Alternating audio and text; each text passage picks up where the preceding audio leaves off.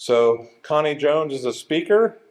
She works as project manager for the Stewart Media Archives Collection and Center, which is located behind the Arms Family Museum at 648 Wick Avenue. And this is a very large and important collection of local media and broadcasting history. And so Connie and her colleague Chris Ratushin are very much involved with that on a full-time basis every day. But Connie came to us in 1998 and took on the role of project manager for what was then called the Business and Media Archives of Mahoning Valley. And she's been in that capacity ever since. She's a graduate of Ohio University with a Bachelor of Science degree in telecommunications and a minor in psychology. And then she received a Master of Arts degree in history from Youngstown State University. Prior to coming here, she had a 10-year career as a videographer for WFMJ TV 21 here in Youngstown. And so today's program is exploring the 1960s and 70s in the Mahoning Valley through media. Connie.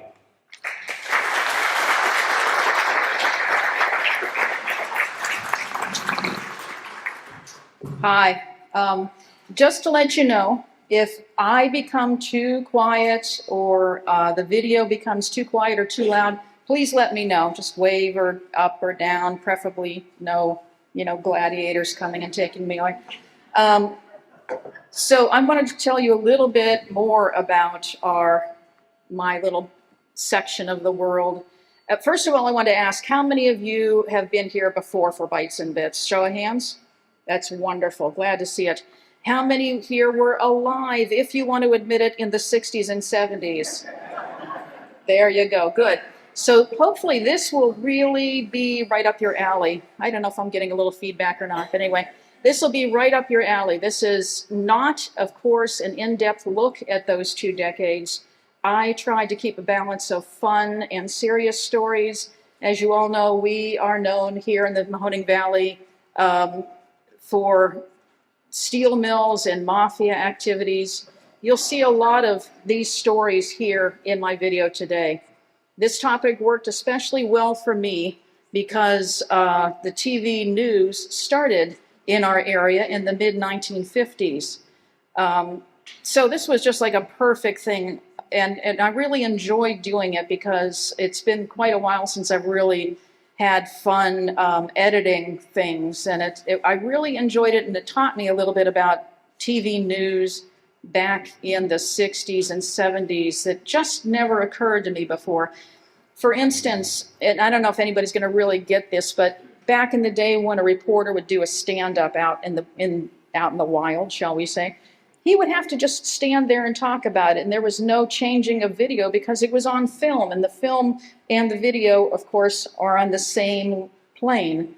In videotape, that's different. You can put the audio down there, and then you can add the video, whatever you want to it. So that was kind of fun for me. I was able to take some of the video and rearrange it and put it into this video that we have here.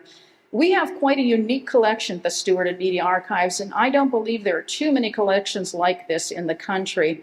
We have film and video, like I said, from the mid-1950s up until the year 2000, totaling over 100,000 individual stories. Audio transcription discs, this is just a list of some other things we have there. Audio transcription discs, which are 16-inch discs that cover audio recorded from the 1930s through the mid-1960s. Much of that was used to time shift things. If there was a story happening, say, over in Europe during World War II, they wanted to be able to time shift it to a time when we were awake, obviously, so they had to record it and play it back. There's a limited amount of reel-to-reel audio tape because of that, of course, got reused. About 116 scrapbooks of newspaper clippings of all things media from 1928 to 73. We also have a lot of antique radio and TV equipment, thousands of index cards from the early days of television, set up like to function almost as a database back then for reporters if they wanted to do backgrounds about their stories. We also have thousands of photographs from early WKBN, also from Hank Perkins, who used to be the chief photographer over at WFMJ, and also images from the former Vindicator and Business Journal photographer Paul Schell. And we, of course, have hundreds and hundreds of reels and of film and hundreds of videotapes from both our 3/4 inch U-matic and beta formats. So we're going to get started now, and every once in a while I'm going to stop it and tell you a little bit more about what you're seeing here. This, as you can tell, is John F. Kennedy coming into the Youngstown Airport. This actually is, I'm cheating just a little bit because this is actually from 1959, but it was such nice video I thought we would really enjoy doing it. He is also here at Idora Park. 1,500 people attended at Idora Park, and he also was on the square in Youngstown and also in Sharon and Newcastle. So a lot of really nice video here. You'll see as we go along through this presentation that there is very little audio back in the film era. They had to actually send out a camera that would record film, and also a camera film. The actual film had to be, of course, sound recording, and apparently for some reason maybe they didn't think Kennedy was going to win, but there isn't any sound on any of this stuff. Yeah, so go figure. So this is Youngstown Transit gets new Metroliner buses. 10 sleek new buses were bought to replace worn out equipment, and this is in 1961. This is taking some politicians around in downtown, displaying how that's working. This Bishop Malone is consecrated a new bishop. I think that is correct. I tried to check on that. Consecrated a new bishop at St. Columba's. 1,500 clergy and laymen attended as Bishop Emmett Walsh consecrated James Malone.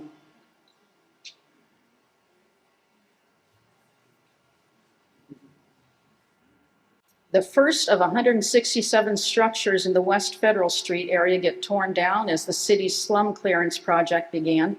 The clearance was started to create industrial sites along the Mahoning River and near the city's rail lines. There also is some video here of groundbreaking for the arterial highway system. This is Youngstown Sheet and Tube Company, Open Hearth, in 1960. Just some really beautiful footage from back then. And the nice thing, too, about me doing this video was that film and videotape, they can become discolored, or maybe they were shot on the wrong exposure. I could adjust that, so it really worked out nicely. I'm sure the photographers back in the day were a little bit bummed out that they went out and took some video that didn't turn out real well.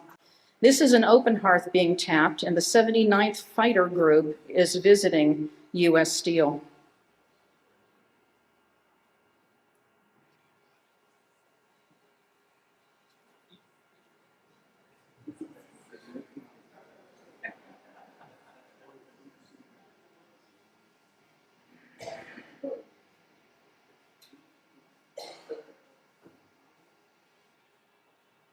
"52-year-old Sandy Naples and his girlfriend Mary Ann Varancich were slain on the front porch of Mary Ann's Caledonia Street home. Naples was out on weekend furlough from prison, serving time for gambling and racketeering. Cadillac Charlie Cavallero, pay attention to these two names, Charlie Cavallero and Vince De Niro, were considered prime suspects.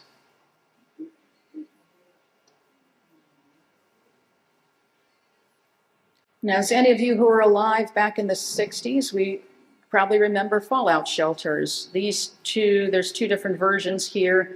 They were all the rage during the Cold War and increased tensions with Russia, the Berlin crisis, Cuban Missile Crisis. These were home versions of bomb shelters. In 1961, Congress voted to spend more than $169 million, about $1.7 billion today, on structures in which Americans could take refuge. In the basement of this building here, we had a fallout shelter, which we actually still had the crackers. Wouldn't have wanted to try them. A tin of crackers that were still in the building when we bought the building. I really liked, by the way, on that video, the lady in her pearls and the young man in his tie. Yeah. So anyway, this is a press tour of additions to the strip mill at Youngstown Sheet and Tube. As I said earlier, there's going to be a lot of steel here. There's going to be a decent amount of mob here. A lot more steel than mob. Minutes after midnight on Monday, July 17th, 1961, 39-year-old Vince De Niro, yes, one of the guys they were thinking got Charlie, car exploded, not Charlie, the other guy, Vince, no, the other guy, thank you. His car exploded on Market Street in the Uptown area. The explosion was said to be the equivalent of 10 sticks of dynamite. Parts of the car ended up on the roofs of nearby businesses. Press reported that it was the 75th bombing in Youngstown area in a decade and the 5th gangland murder in less than 2 years. He was possibly killed in retaliation for the Sandy Naples shooting. This is the Sabin oral polio vaccine being distributed at the Mahoning County Courthouse. Mahoning County Medical Society offered the Sabin oral polio vaccine at 18 centers throughout the county. 50,000 residents came out. 3 drops of vaccine in a little bit of water was all it took.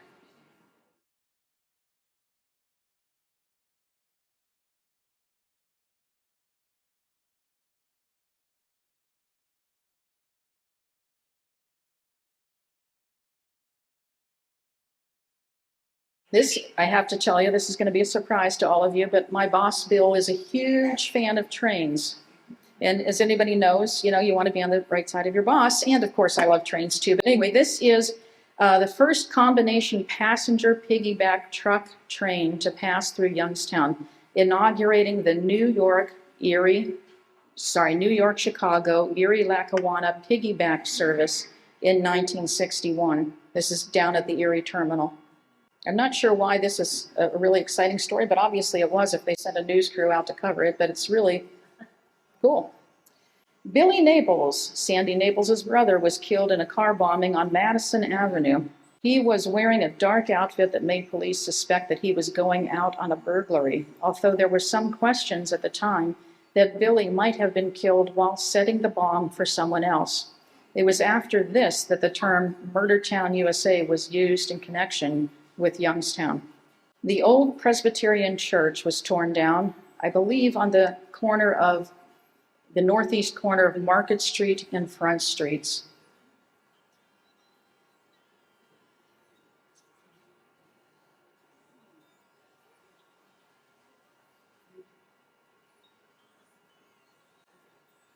The day after Thanksgiving in 1962, Charles Cavallero, 60 years old, and his 11-year-old son Tommy died, and son Charles, 12, was severely injured in a bombing at their home in Roslyn Drive on the north side.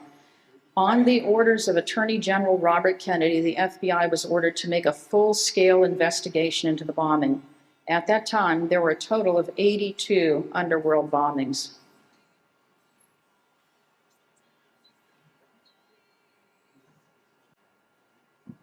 Ice skating on Lake Newport in Mill Creek Park.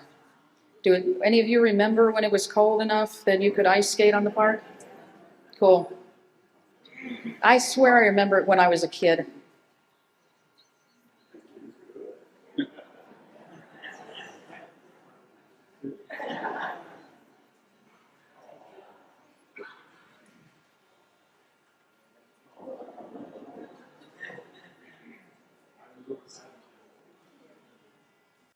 The new Voyager Motel was almost completed in the late September of 1963. The structure went up on the corner where the old Presbyterian church was located, if I've got my bearings right there. Youngstown University gets its first computer for classroom use. They got an IBM 1620 for instructional use in the computer and engineering classes. This computer was touted for its compactness. I thought you'd enjoy that one. In Dallas, Texas, on Friday, November 22nd, 1963, John F. Kennedy was shot and killed. Here in Youngstown, downtown stores closed and remained closed through Monday. A small group gathered at Stambaugh Thompson's store windows downtown to watch the funeral procession on televisions that were on display in the store. The thing that impressed me about doing this story is that it never occurred to me until looking at this time, because I've seen most of this video before, but it never occurred to me that in November 22nd, when he died, it was not all that far away from Christmas, and you'll see some Christmas decorations downtown Youngstown. It just kind of hit me extra hard that his family was, robbed of their husband and father before the holidays. 100 years ago, American blood was spilled over a civil rights issue, and a president was killed because of the stand he took on this issue. However, this is the type of thing that they say doesn't happen in America.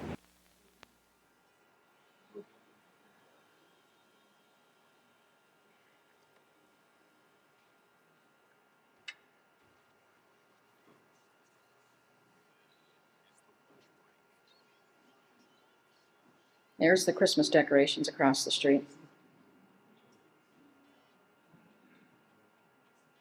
And, video of the downtown area mostly deserted.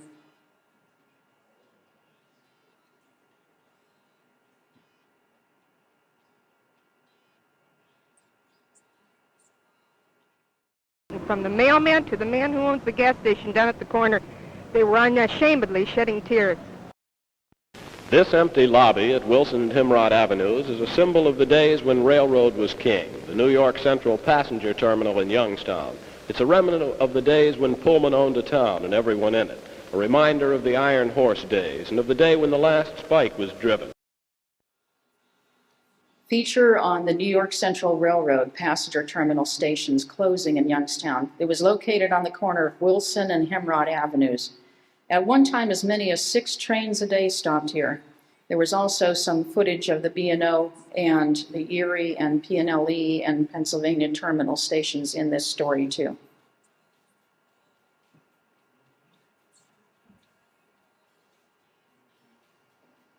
There obviously is the B&O station.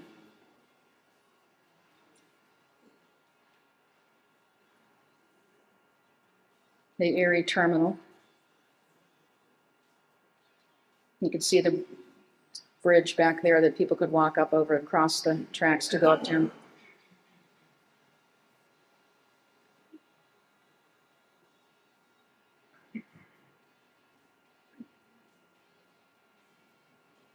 The Greyhound bus terminal moved into the old Pennsylvania Railroad station on West Federal Street in 1965. Steel workers leaving the Camel Work Gate in 1965. I couldn't quite tell from the sign if it was the North Gate or the South Gate. Looks like South, but I'm not sure. What you are seeing and about to hear in this rally supporting the voting franchise of every American, well, these sounds are reminiscent of those from Little Rock and Washington and Birmingham and most recently from Selma, Alabama. It was the activities there that sent nearly a score of WKBN News area clergymen to the Deep South to participate this week. And it are the continuing activities in Selma that draws the several hundred or so marchers and singers here to Youngstown Central Square on this peaceful Sunday afternoon in March. We shall make it our business to be found at the polls, casting our vote. Peaceful civil rights demonstration in Central Square, Youngstown. Over 400 people gathered in downtown Sunday to offer support for the sacrifices being made by protesters down in Selma, Alabama. African American congregations from 9 local Baptist churches and other supporters came downtown. 22 local ministers from a number of congregations leave and then return from Alabama to the Youngstown airport. They went down there to help support the people protesting.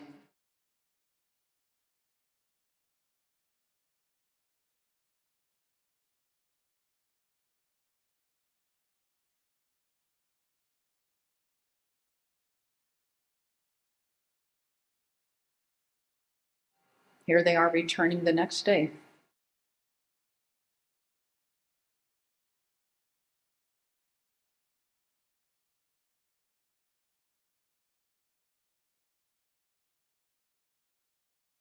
This is the old Pennsylvania New York City Railroad station in Youngstown at East Federal and Wilson. It's now for sale in this video.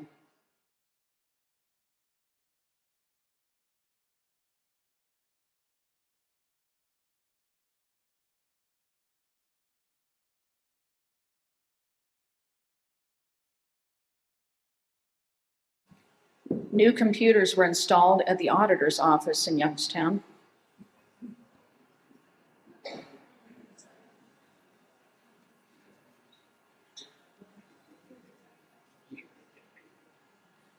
Didn't say anything about whether these were, everybody was excited because how small they were, but yeah.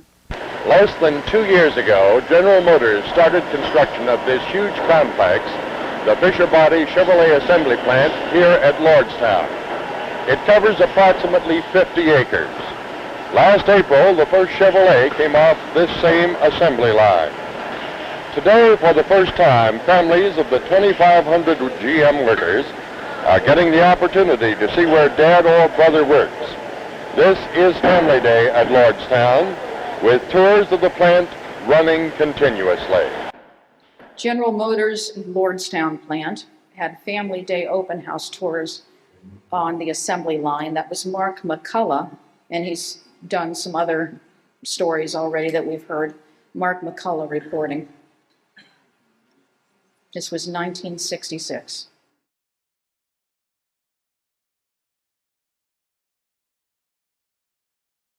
This is a look at the east end of Federal Street before urban renewal wiped out the stores that we are seeing here near the corners of Federal and Walnut and Boardman and South Avenue. This general area is where the new post office will be. It obviously looks completely different now. I can't even begin to figure out where any of this stuff is, but I'm certain, I don't know if some of you recognize these stores or if it might be a little bit past your time too.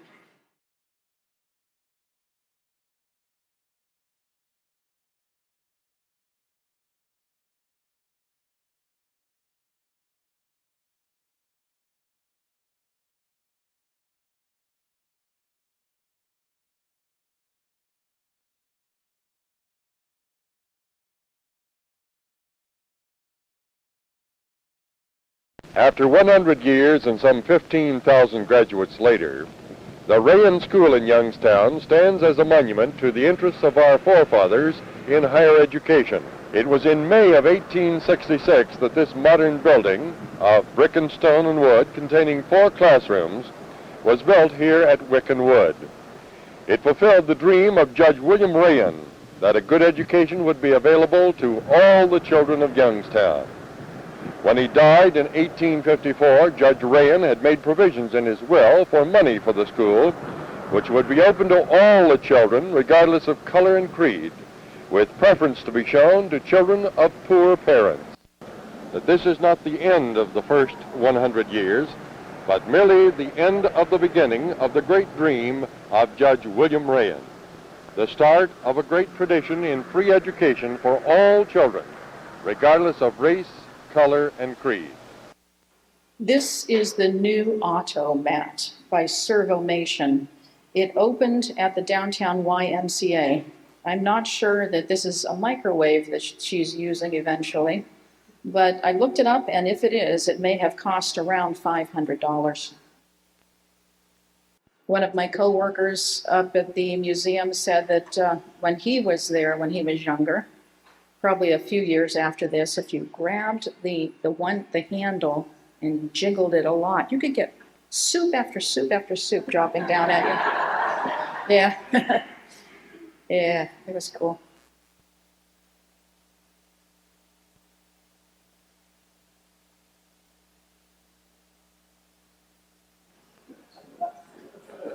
We all remember Chuckles, don't we? Republic Steel Open Hearth, general footage at the Center Street Bridge.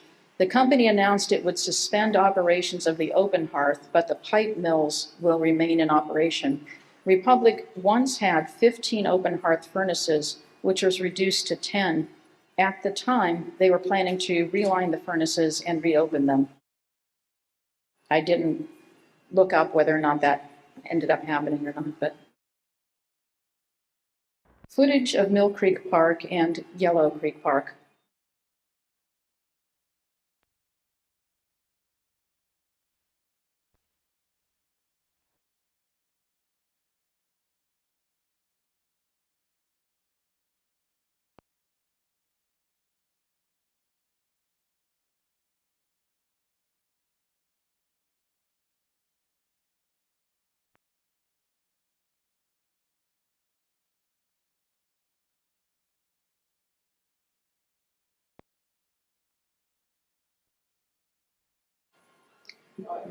Yes, I thought you'd enjoy that one. Red Barn and Howard Johnson's are in this story. I don't know why they were, what the story was about, but I thought what a perfect memory of that. Does anybody remember if the Howard Johnson's was in Boardman on Market Street? Okay, thank you. I wasn't sure.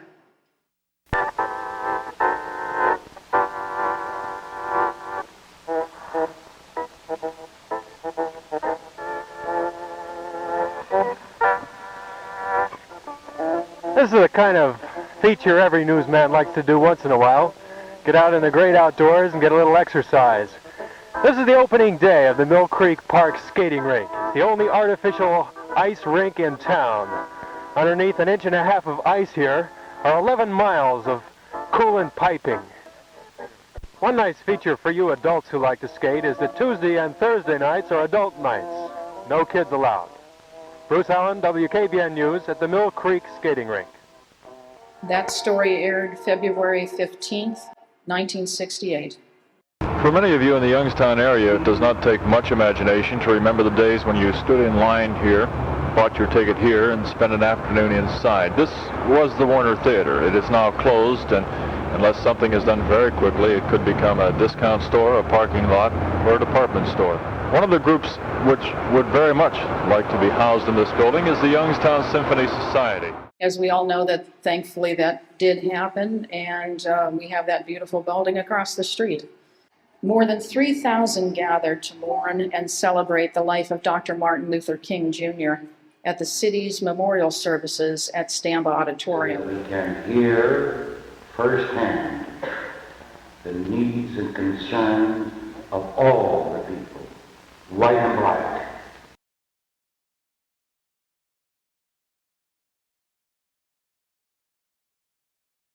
So what if the old Todd Hotel is closing? After all, it's just a pile of bricks and a little steel and a little glass. It's not human. And yet there always seems to be some humanity tied up in the nostalgia that's always associated with a landmark like this, especially when it's been around for over 100 years. Todd Hotel's last day of operation, Bruce Allen was the reporter with that one.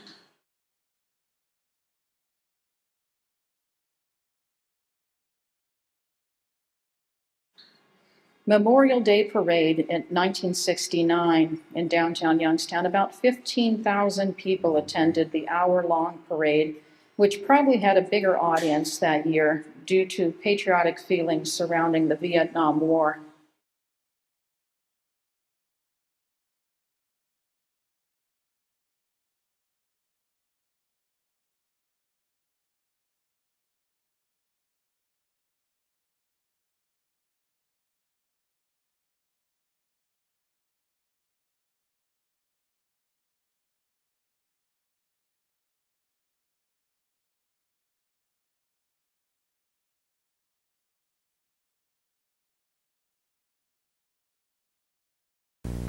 On October 28, 1969, a controversy that had smoldered for 2 years culminated in a confrontation between two labor groups. On one side were members of FASH, the Fraternal Association of Steel Haulers.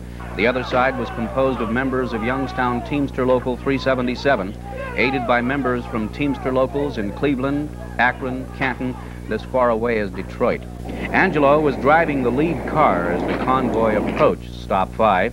He stopped his car, stepped out, and yelled to the pickets that he'd suspend them from the Teamsters Union. At this point, the battle began. During the film, you'll hear me caution our photographer, Hank Perkins, to move back. Get back, Hank, get back. Here then is the battle of Stop 5 as WFMJ-TV recorded it.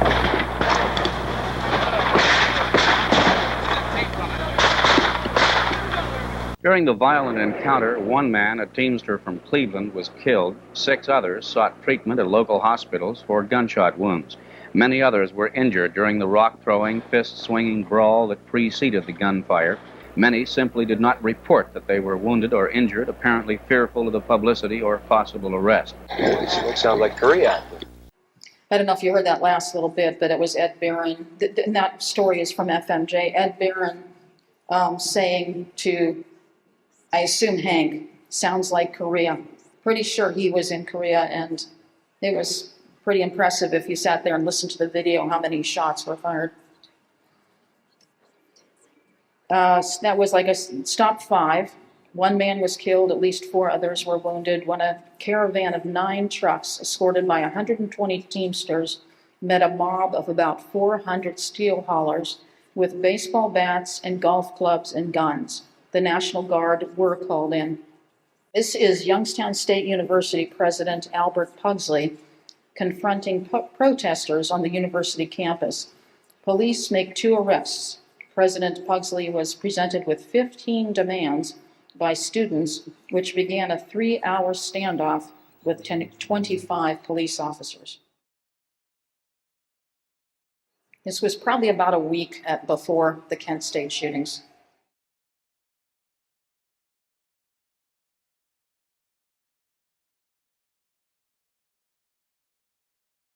This is the president at Kent State University doing a press conference about the riots. Closed in and assaulted the guard force again. A single shot was fired, closely followed by several other shots, these by guardsmen. The crowd was estimated at 900 to 1,000 people. Many members of the crowd closed in on our troops and assaulted them with rocks. We deeply regret the people were shot. Has been closed.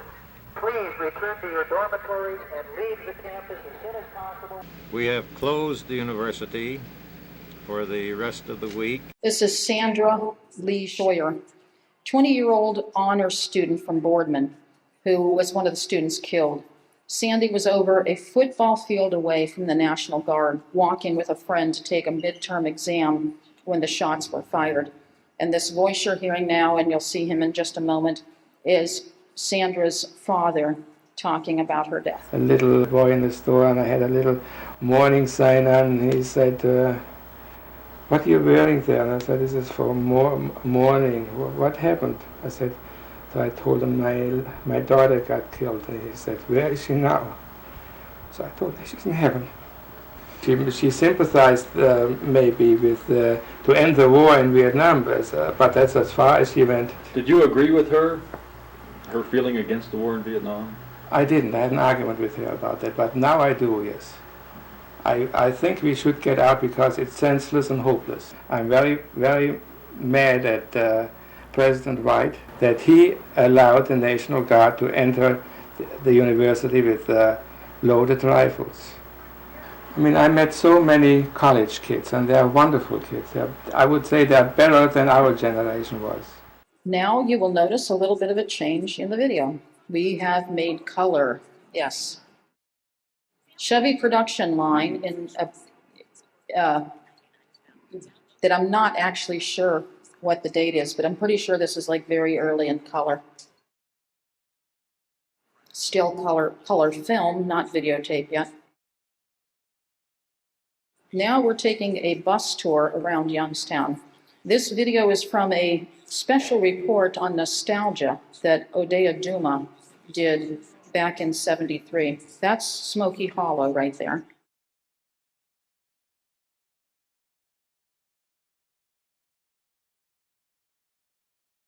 I love this sign. Cleveland, 66 miles, Pittsburgh, 64 miles, Youngstown, in the heart of industrial America. I wish we kind of had that sign still here. I think that's pretty cool.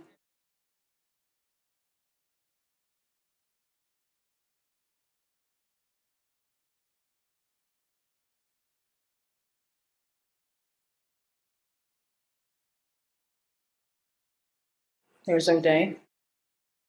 Smoky Hollow Memorial.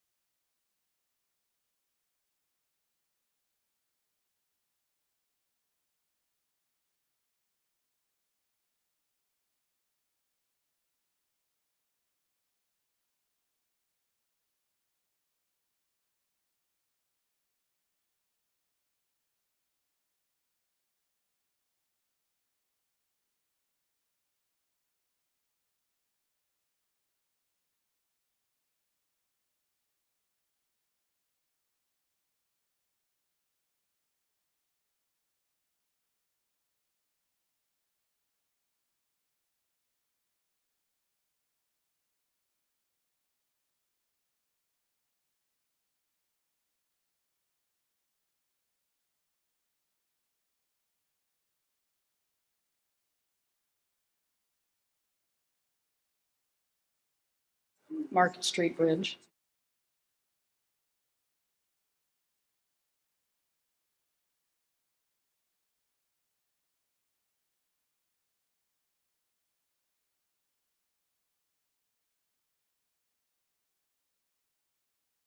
We're going to have to ask Bill about this one. I can't figure out why in the world you would put cars on a train like this. I assume that they had to have oil and stuff in them because the next shot's going to show the car driving up onto this. Don't have any idea how they did it. Pretty impressive. I assume this is somewhere out near GM, but I'm not sure.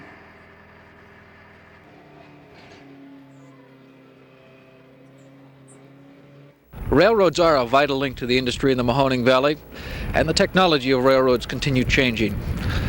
But the tracks, they're constant. And like the constancy of those tracks, there's another thing that doesn't change. From when you're a small boy, standing between them, it makes you feel like you want to be part of this great transportation medium that hauls goods and people. You want to travel on the railroad. This is Randall Gerber for WKBN News. Thousands of people came out to downtown Youngstown to celebrate the dedication of the over $2 million remodeling of Federal Plaza. This is October of 1974.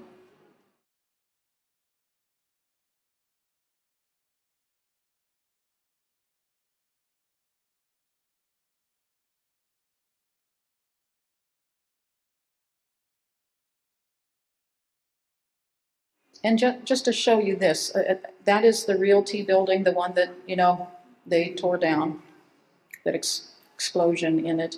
The only thing on its block, now that is the only thing missing. Republic Steel's 75th anniversary plant, 75th anniversary, the plant is in Warren, October 1974.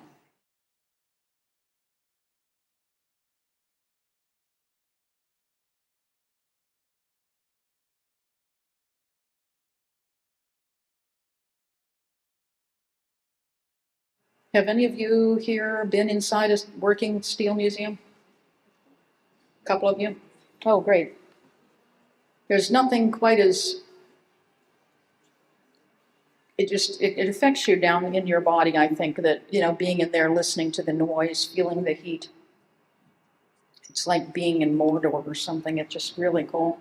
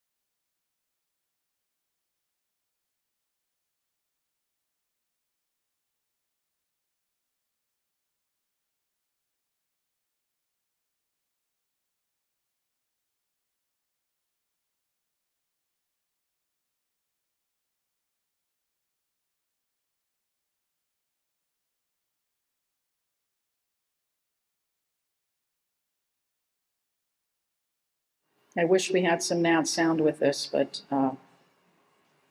we don't.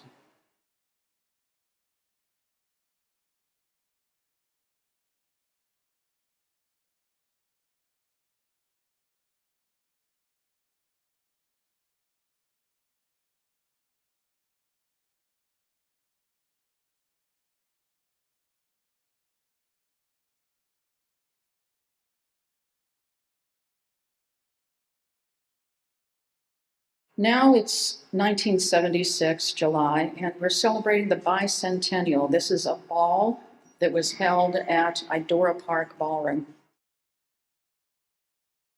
I don't know if any of you remember Judge Lesaganich. He's going to show up right there in the dark robe, and yes, there he is.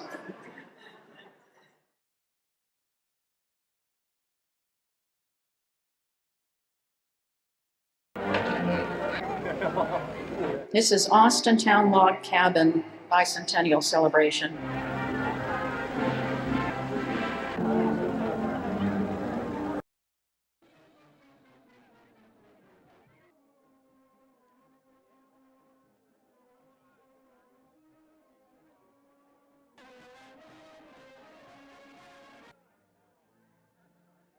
An estimated 50 to 60,000 people lined the streets in downtown Youngstown for a 2-hour parade.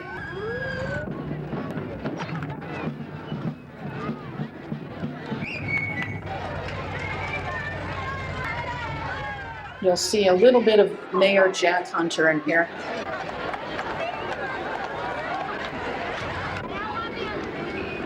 Right there.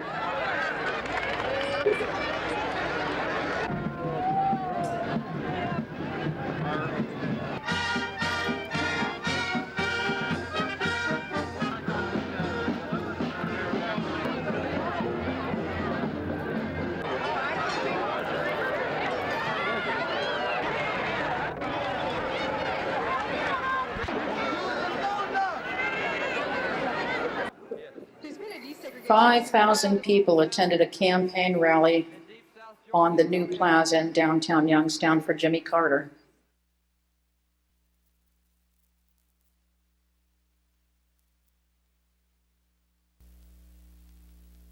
I heard somebody on the radio tonight say something about the passing of an era since Anthony Eden died today. Well, my photographer Clara Cahill and I are riding on a passing era. It's train number 28, which is making its last run ever on the commuter line between Youngstown and Cleveland. That was Bill Applegate, if you remember. Only 3 passenger cars made this final run in January of '77. It's the best economic news for the Youngstown area in years. GM Lordstown is getting back on the track. Oldsmobile Starfire and Buick Skyhawk will be replacing this phased-out Chevrolet Vega and Pontiac Astera. These 1,600 people were furloughed and brought back to work. GM would be the only GM assembly plant, was expected to be, I'm not sure if that turned out to be, but we're expected to be the only GM assembly plant building 4 different models. My son called me at work around 2:30 this afternoon, and he told me that they had gone out to play basketball, and they had lifted the garage. They found a hole about 4 or 5 feet wide in the garage. They immediately called me, and I told them I'd be right home. And I got home about 20 minutes of 3, and between 20 minutes of 3 and 4:35, we had a foot 30 feet wide and 100 feet deep. Do all of you remember the mine shaft explosion of stuff we had around here in the late 70s? Back in the last century, this whole area was mining country, with shafts all over the place. Hilda Avenue mine shaft opened up, beginning a group of other mine shafts opening in the area. Now, in the Youngstown area, we estimate there's about 42 locations. In the general area of in Trumbull-Mahoning County area, we have about 160 some of these old locations. Eventually, there will be well over 35 mine shafts that open up in our general area. For mines, the whole job was over in less than an hour. Bring in a mass of fill material, finishing it off with a cement cap. But he still doesn't know We have an obligation to demolish. I don't think anybody can answer. However, if there are ways. Yesterday, this was just a dip in the earth. But then sometime during the day, the sides gave way, and presto, there was an old mine shaft. In fact, she even helped fill it in when she moved here 25 years ago. The day Sheet and Tube made its announcement, we stopped by the Bloom Butt Inn and talked with steel workers. So you just find out from week to week what your schedule is? Right. And you look at the end of the week to see if your name's up on the list? That's about the size of it, right. This is a group of follow-up stories about the September 19th, 1977 Black Monday announcement of the closing of a large portion of the Sheet and Tube Company. This closing had a ripple effect. In 1979-80, U.S. Steel pulled out of the area. In the mid-1980s, Republic Steel filed for bankruptcy. When Don Unco lost his job at Sheet and Tube 9 weeks ago, it hit him so hard that he wasn't able to talk about it. I can't talk. It was Black Monday, and the year since has been one of fear, frustration, confusion, and coalition. It all began in the Sheet and Tube boardroom, 10 in the morning, September 19th. Jennings Lambeth delivered the bombshell. What we're really saying is that this action relates to our need to generate cash, to handle high-priority capital needs, recognizing that our profitability has not been generating that cash. But basically it fell to the valley to solve its own problems, the problems caused by the now quiet furnaces at Sheet and Tube. And then another bombshell from Sheet and Tube.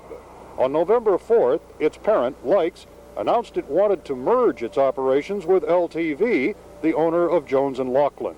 The two firms said neither could exist without joining together. The real impact of the Sheet and Tube shutdown has not yet been felt. The people who have made steel at Briar Hill for years won't have jobs after the end of this year. That is the end of my presentation, and thank you all for coming. And if you have any questions, thank you.